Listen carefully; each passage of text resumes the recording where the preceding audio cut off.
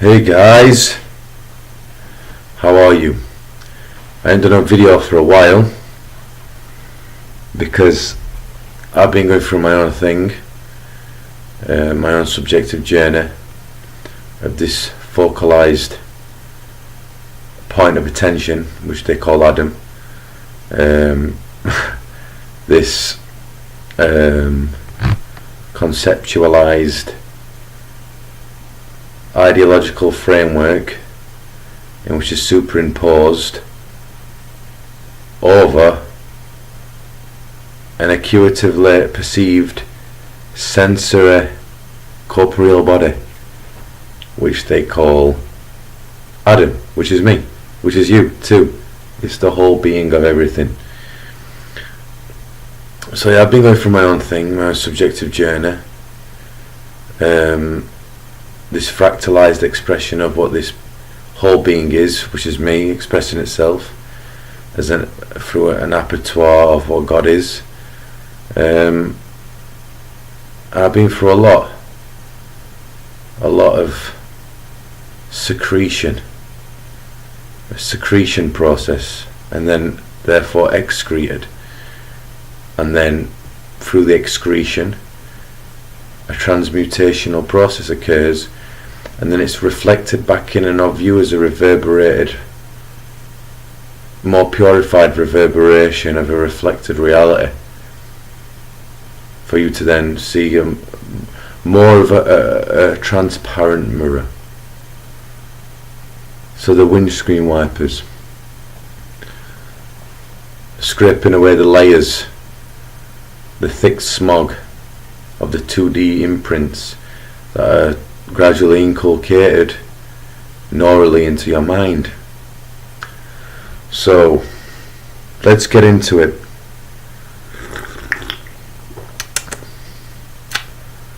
Not bad at all. Some turmeric in there, peppermint tea, and a bit of honey.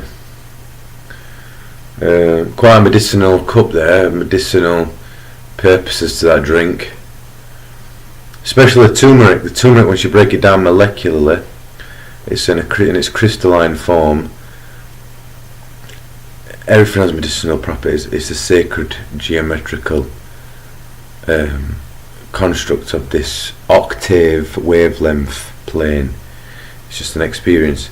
But if you use things like this, it can enhance that experience, make you see it more clearly. Because people like you, whoever's attracted to these videos,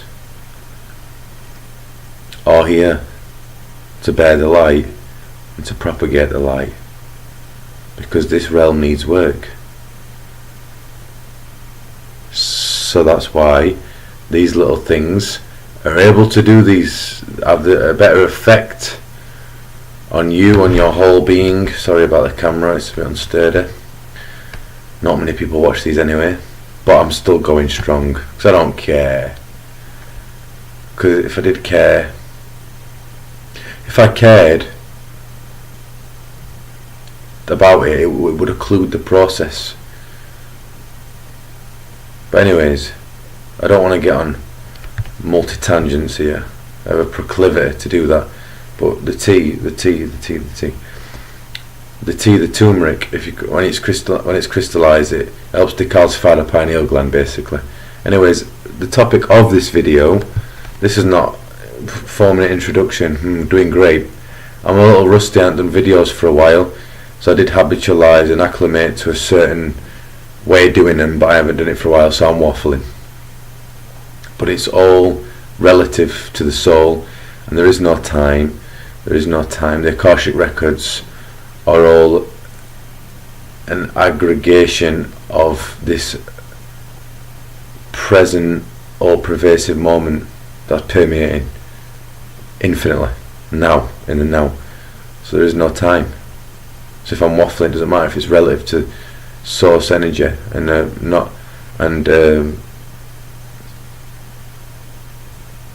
transcending the illusion, then why does it matter? Anyways, so the topic of this video was about giving people power. I was thinking about, I've been contemplating on this. Giving people too much power. See, what we have a proclivity to do when we are in more of a dense state,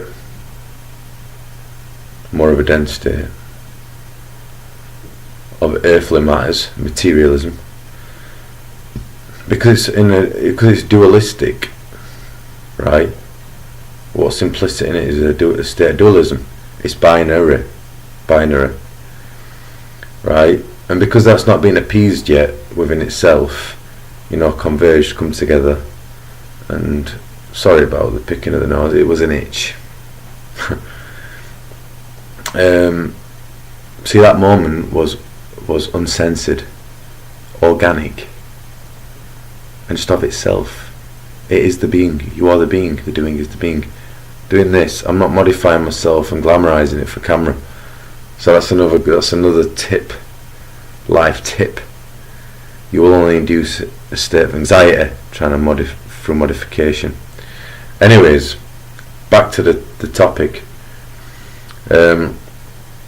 When you're a part of the density of this realm, because it's dualistic, we have a tendency sometimes to, when someone's got a personality that's really opulent and quite tantalizing, we seem to put a power into that person, and it induces an augmentation effect on their ego, depending on how the severity of the ego and how big that ego may be. So that's what we seem to do, because we're in a dualistic interpretation, interspersed. There's no interspersals. It's all one flow of congruency. So we interpret it as dualistic. It's all relative to dualism, the illusion. All your attachments are dualistic.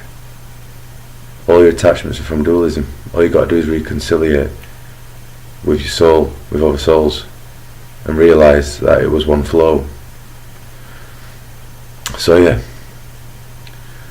these things they just need illuminating within us to show us. That's why I'm doing these videos. So when you give people too much power, you're subject to their subjective resonance, and if that's not vibrating on an octave that your soul's comfortable with, then it can have an inimical effect on your whole being, because it slows you down. There's no impetus in the comfortability of what your soul knows. I'm not talking egoically comfortable, I'm talking in your soul where it sits in its throne and it's like, yeah, this is me. You ain't got that anymore, you've substituted it. Your sovereignty is gone because this person you've given power. And these things are occurring like very frequently recently, because we've got all these full moons coming in, and they're illuminating and percolating certain things. Secretion processes are being induced because we're getting closer to who we are. We're getting closer and closer, and religions call it different kinds of things, but you know it. You've got to know it for what you are. It doesn't matter what anyone else says. Like I've got into Islamic state, the Islamic way. I like it. The Quran resonates with my heart. It's like a guidebook for your heart, but it is an initiator. It is a catalyst for you to then unveil more things in a more intricate way. So circumambulate what the Quran, it's an aggregation and a concise message that's got an encryption within it, implicit in it, That's a part of your heart, the heart centripetal. The whole Quran is built upon that. It's a code. These religions can give you things to help resuscitate the vitality of the soul from what they call the heavens. So different religions, but it's all correlative. You've got to know it in your own way. The time's coming, so different religions call it a different thing. In the Bhagavad Gita, it's Kali Yugas, it's phases. Coming to the end of a phase into initiation of a new one. In astronomy, they call it the age of Pisces is expiring. Dualism, Pisces 2 fish. The Quran says the last hour. The last hour. For me, there's no time, so the last hour means end of dualism. The last hour of judgment. You will be judged, it says. You'll be judged on what you did. When this transitional wave expires, and some people will die within that wave shift, you might come back. You might not. You might be stagnated here, because you have to transmutate. Because once you're done here, why do you want to come back? So if you remain in ego and things that are relative densities to the ego, you're not able to transcend. It completely impedes that impetus to transcend into a higher octave, or closer to what God is. Because how can you get through when you're at a certain density? When you die,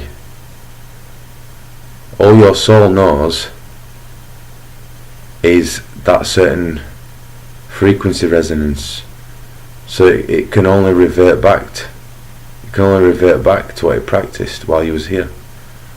If you're a spiritual practitioner, when you die, the soul is being revived and revitalized to the extent where it's traversed this realm while it's here. So it can, when you die, your oscillation is a much higher frequency, closer to God. Then you can travel. That's what they call paradise in the Quran, and I forgot what they call it in the Bhagavad Gita, but these things are all relative. So, but if you've just been subsumed by the chasm of the ego, when you die, you didn't take anything from that. You remained invariant, which means intransmutatable. You remained stagnating in that perpetual chasm going round itself. So when you die, how can you seep through the realm? Everything's frequency based. And it's not poisonal. It's not personal, because when you come back you won't know. You may do, but not initially. But there's just different things. I don't want to get too far into concepts, because sometimes we don't know, do we? We don't know.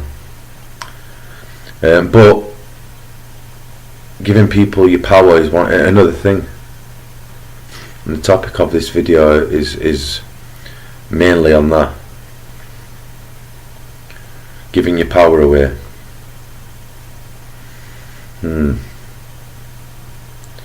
Because most people do. When you're out in town, your city centre, your local city, your local shop, everywhere, you have to preserve some kind of authenticity, which is implicit within your soul. And once that has been revived within your being, soul authenticity, then just exemplify that from a higher plane, higher dimensional reality. Bring that in and enable that to emanate its authenticity.